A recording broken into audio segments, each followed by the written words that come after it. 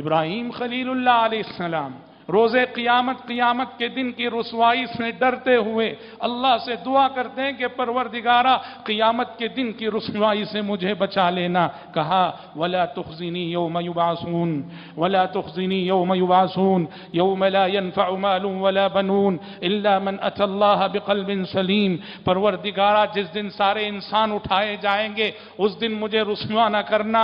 سب سے بڑی ذلت اس دن کی ذلت ہے، سب سے بڑی بے عزتی اس دن کی بے عزتی ہے، سب سے بڑی رسوائی اس دن کی رسوائی ہے جب آدم علیہ السلام سے قیامت تک آئے ہوئے سارے انسان کھڑے ہوں گے اور سارے انسانوں کے سامنے جو ذلیل ہو جائے، جو رسوا ہو جائے، اس سے بڑی رسوائی اور کیا ہے؟ تو خلیل اللہ کہتے تھے وَلَا تُخْزِنِي يَوْمَ يُبْعَثُونَ، پروردگارا مجھے اس دن رسوا نہ کر جس دن کے سارے انسان اٹھائے جائیں گے.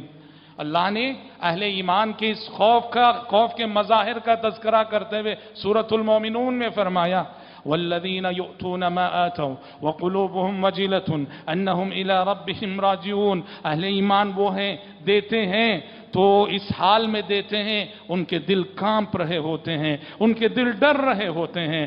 خرچ کرتے ہیں اس حال میں خرچ کرتے ہیں ان کے دلوں میں خوف ہوتا ہے.